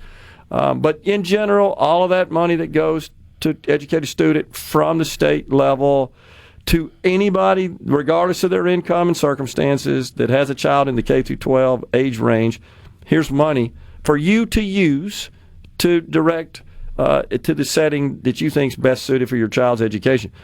How do we get, here's where I'm going with this, I apologize for all the detail there. How do we get to the point where we can have a conversation about what this black box looks like, so to speak? I think part of this is going to be going through the process that we're currently going through. I think being on your show, on other shows, doing podcasts, being willing to have the conversation, and if folks could have some amount of trust, which unfortunately that's a big word in politics these days, and a lot of folks just are not going to trust anybody that comes to the table. But the reality is that I do not believe that the people that disagree with me have bad hearts. I don't think that they sure. But on the flip side, I think that some of them think that maybe I do. Yeah. And the unfortunate part about that is nothing can be further from the truth. All I care about is these children, and all I care about is making certain that we give them a shot at a good education. I know what the last 50 to 70 years looks like. I know we don't have to wonder about that. We know what that looks like. Yeah. Give us a shot to do this a little bit different. And you said it really well just a minute ago. School choice in Mississippi, it can look any way we want it to look. I think in the long run, I think that all kids, whether they're rich or poor or where they live, should have that option. That being said, there is a budgetary issue that is attached to this. My starting point is and will continue to be that we're looking at the children that are either in financial need. In other words, they're a percentage of our poverty level. That could be 3 times or 2 times or poverty level. I don't know. We haven't Sure. nailed that down yet. Sure. But I think we need to start there. But just because you're in a situation where you can afford to send your child somewhere, sometimes there's not a whole lot of choices out there. But anybody that says that we don't have school choice in Mississippi, they're really not thinking about this. If you're a wealthy person and you live here and you have access to a different place, you have school choice. It's called taking your child, taking your money, and doing what you wish with it. But if you're a child that has grown up, and let's assume that you have a mother, a single mother that's barely making it, and she has a problem in her current school situation with her child, she has no choice. Right. She can't leave that and go to something different.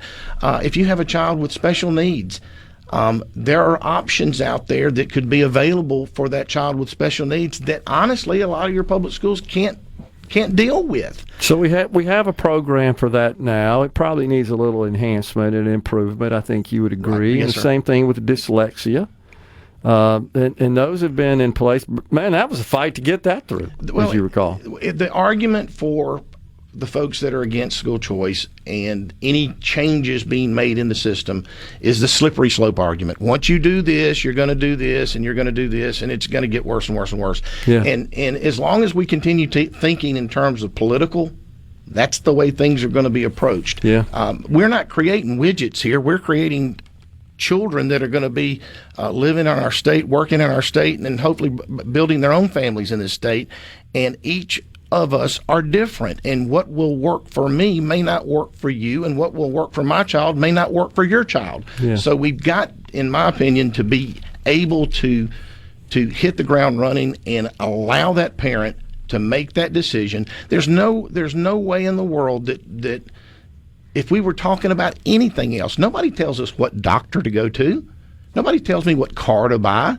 But schools have this monopoly that we're not able to disagree with them and actually leave the situation. One of the first things I learned in business school was if one of the ways that you can change that business is leave it. In other words, you don't have to agree with that. You can leave and go do something else. In our educational system, you don't have that, and that's not to suggest that it's evil. It just suggests that there's a better way to do it. And I think if people will have enough trust in our parents, and we're going to have to build some of that. Some of what we were talking during the break, we have parents that aren't very good parents. I'm not denying that. Or non-existent. Or non-existent. Correct. Yeah.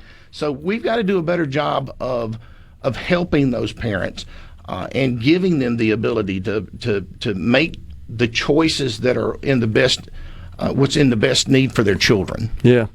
Well, one of the objections you hear frequently is that, to your point there, well, I oppose private entities receiving public money, and they need to be held to the same standards and all that sort of stuff. And I got to tell you, my response always to that is the market is the best arbiter of quality and outcome and value. If a child is moved into a private school using an education savings account and that's not providing the best outcome for that child, the self-respecting parent's going to take them out of that school and move them somewhere else, That's maybe exactly back to the public school. Well, not only that, when the market works every time you leave it alone and let it work, but secondly, we're not attacking this from the standpoint of maybe we're putting too many barriers for public schools to do a good job. We've got to reduce some of those barriers. Totally agree. And if we could reduce some of those barriers and let teachers teach, let administrators do the job that they and get rid of some of the fat that maybe exists there. The truth is, whenever you're in a small school, and we ran into this in Starkville and Oktibbeha County, we had 3 schools that are out in the county that were not doing as well. We had a city school with the city of Starkville schools that were doing pretty good, and those schools weren't big enough to sustain themselves. So we and this was I'm not suggesting this was easy. This was hard. Yeah. But the community came together. We realized that in the long run we were better off consolidating. And it has worked to the benefit of our children. Now, does that mean that it's perfect? Absolutely not. But what it does mean is that we're moving in the right direction. We were an A district last year. We're going to be an A district, my understanding, this coming up year. I'm very excited about the potential that's there. If you had a model, Oktibbeha County is not a bad way to look at this in terms of looking at consolidation. I'm very proud of the things that we've been able to do. I'm very proud of the community and the teachers and the students that have been willing to make the hard decisions and do the hard things that it takes. Anything worth doing is going to be tough, including what we're currently up against now. Okay, so you guys are meeting on your House committee. You got, 20 or so? It's about 20 some odd of our members. And to be honest with you, anybody that wants to come and listen and be involved, I've been very open to that. We want as much input from our membership as we can get, and we want both sides of the equation. I think some of we had 2 people come and speak, and automatically after that meeting, I think I heard, "Oh, well, you didn't have anybody against." Well, we just started this process. Give us a little time here. You're going to hear the other side.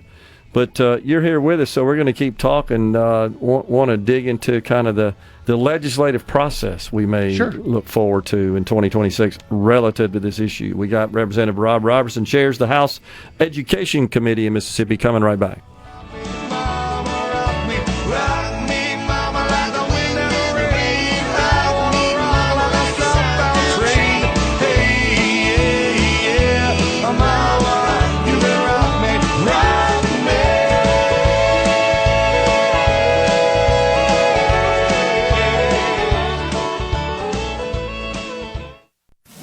From the CA, is everybody ready? I'm ready. Ready here. Middays with Gerard Gibert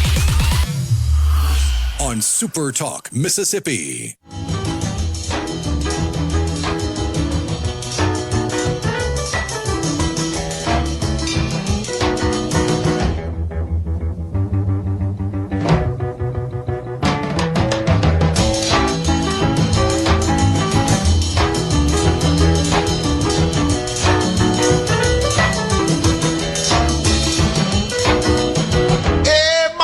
Treat me wrong. Come and love you, daddy, all night long. All right now. Hey, hey. All right.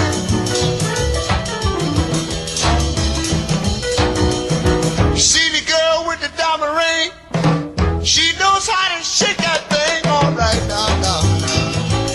Hey, hey. Hey, hey.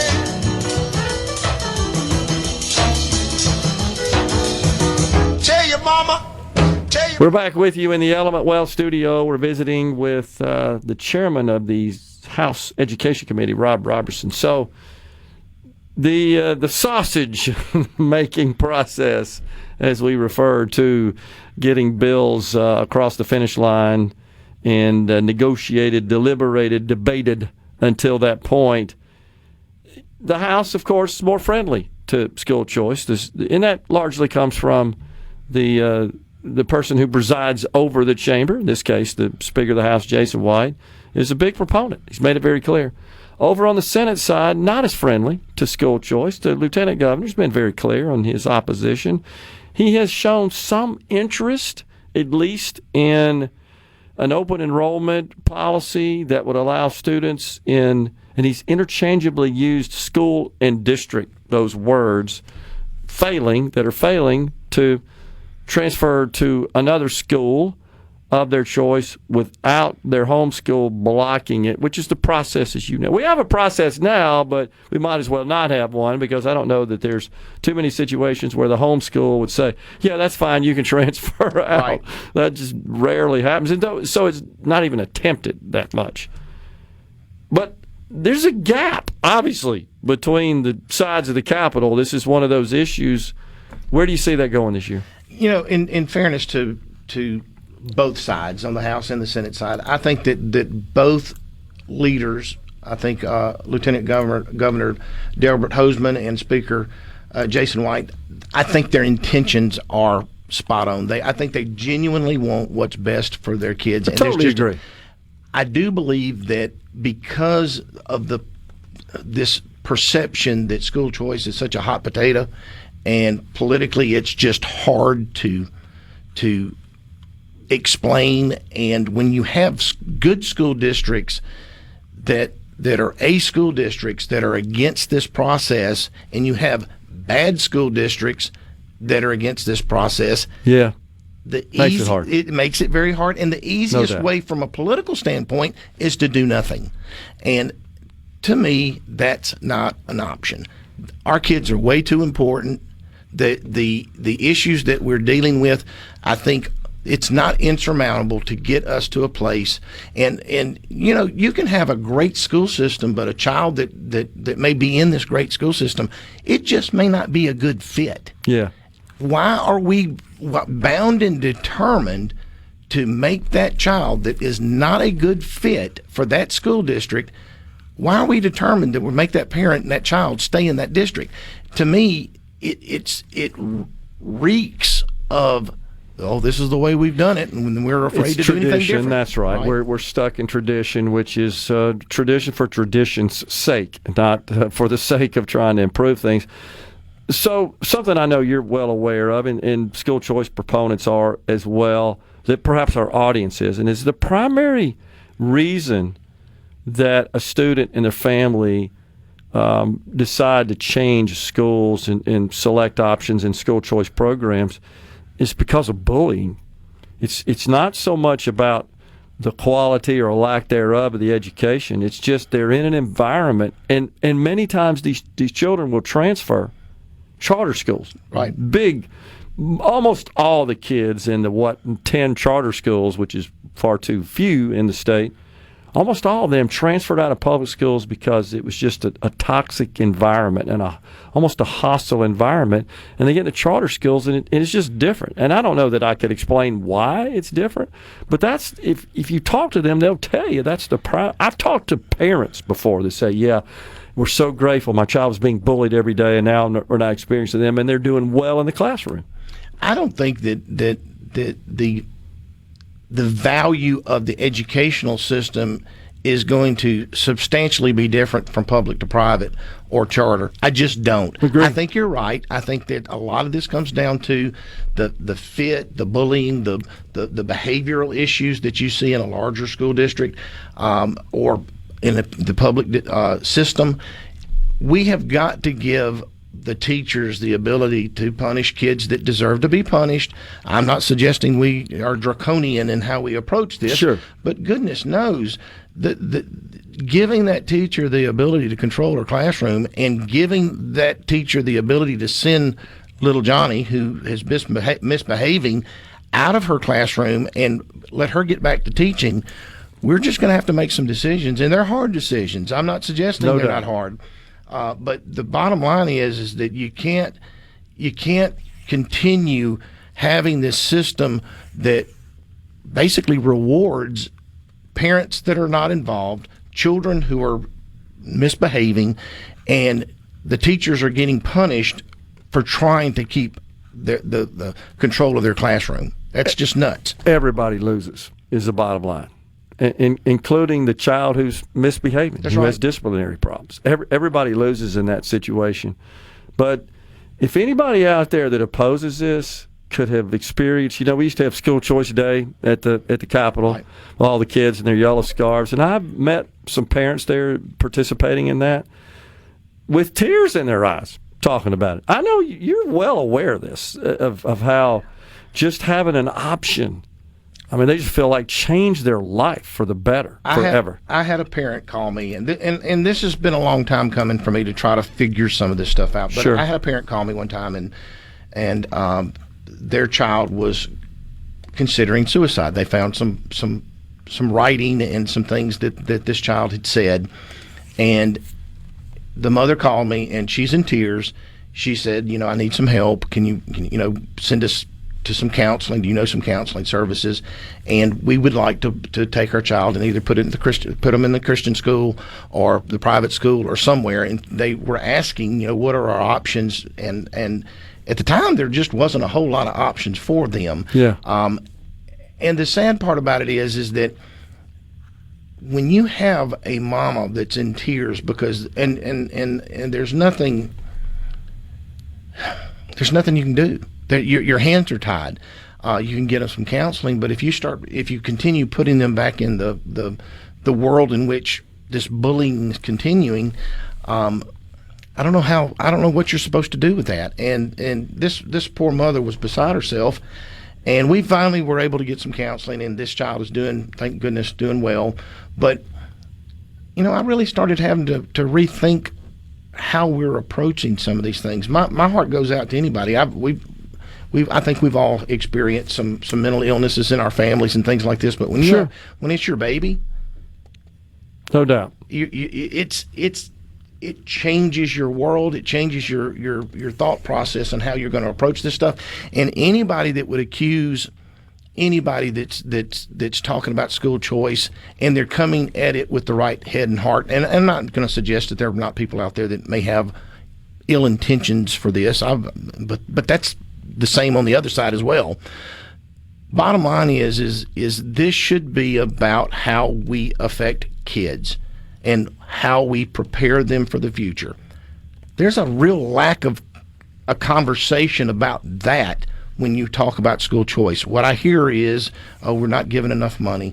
What I hear is, you're going to make property values somehow different, which goodness knows. When did we get to the point where money and property values for your home are more important than a child? There's zero evidence of that wherever this has been implemented, by the way. That's to me, it just, and I've heard people say this. Well, that you would be bringing in kids that aren't as smart, aren't going to perform as well. That's going to bring our grade down, and that's going to affect our property value. So you're just writing off the kids and saying, no, there's no way that those kids can succeed and thrive if we put them in a different environment? Well, the irony of this is that a lot of these people that are saying those things are the people that are over our children.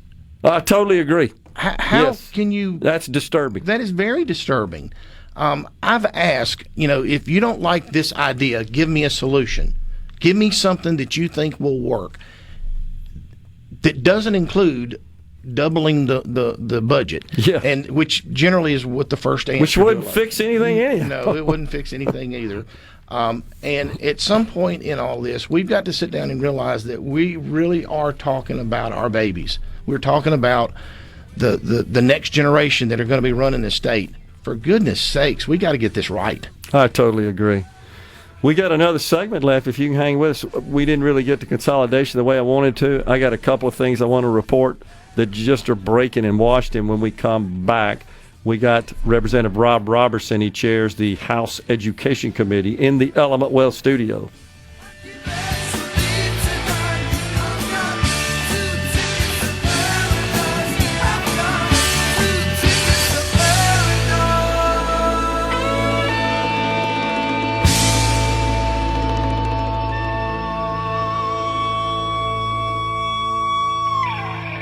It's that time.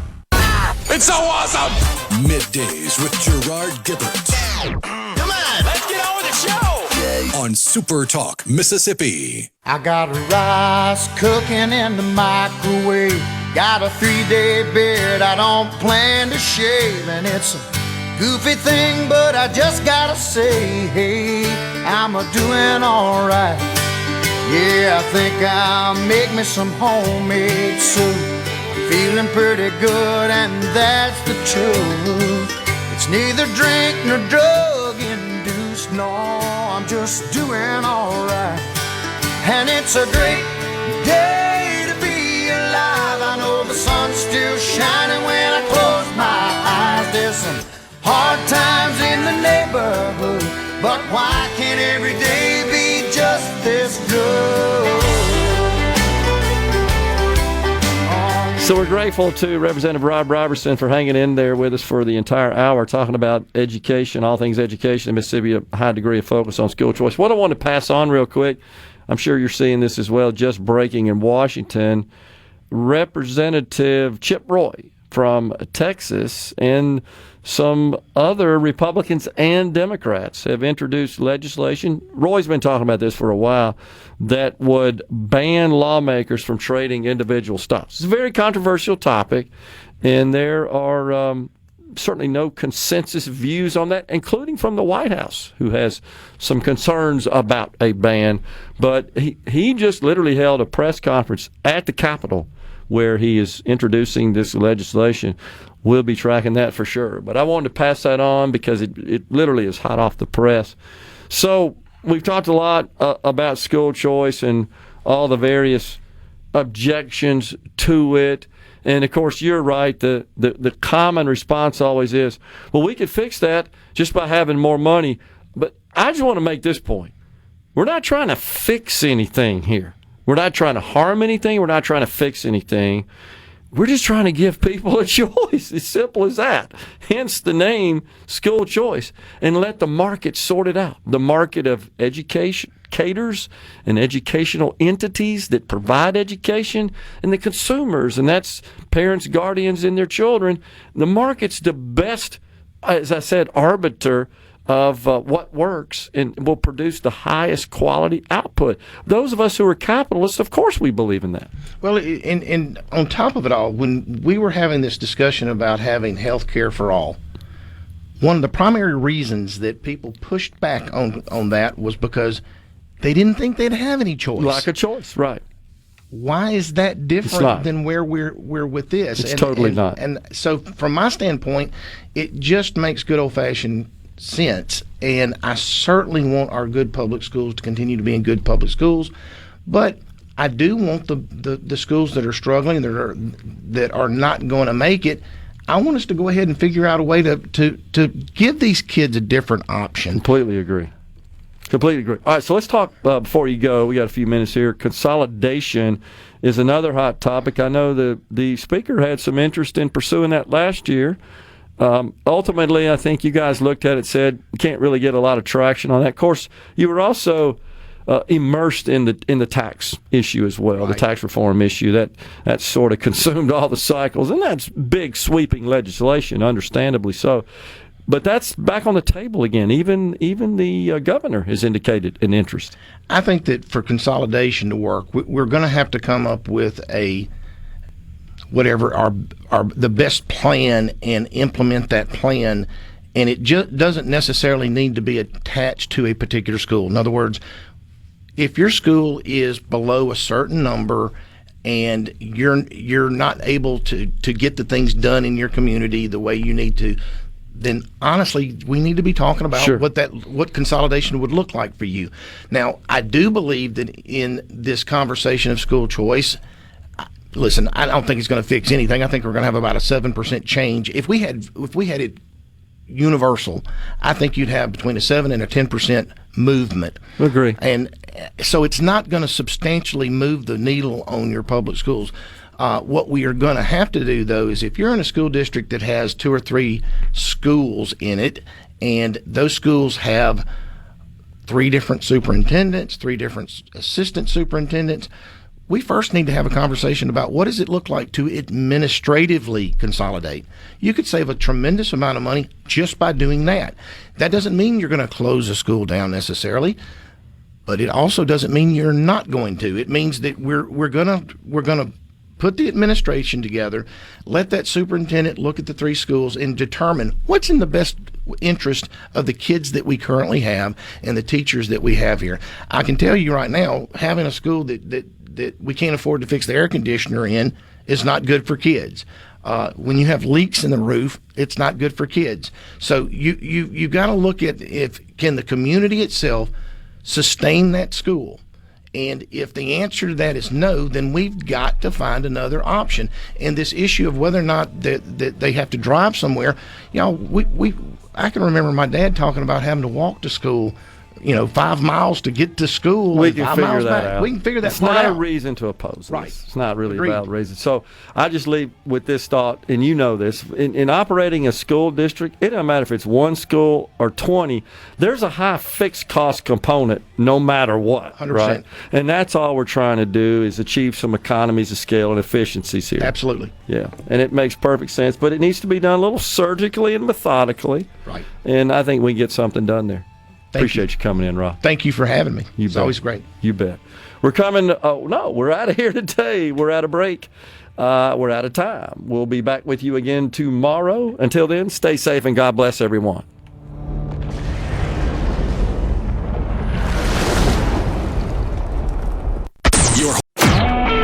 A SuperTalk Mississippi media production.